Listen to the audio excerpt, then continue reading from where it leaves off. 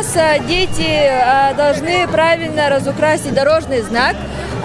Тому, кто правильно будет раскрашивать, да, дорожный знак. Вот, например, мальчик у нас правильно рисует, тому достается приз. А также даем вот памятки для пешеходов, для лиц, использующих СИМ, то есть как правильно передвигаться на велосипедах, на СИМ и так далее.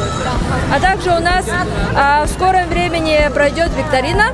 И вот будем играть в игры, то есть передача вот жезла как бы по кругу, да, потом уже вот, то есть если жезл остановится на одном человеке, вот этот человек уже должен будет отвечать на вопросы по правилам дорожного движения. Скоро выйдем на улицу, там у нас будут гонки на велосипеде, и вот также каждого участника будут ждать, конечно, призы.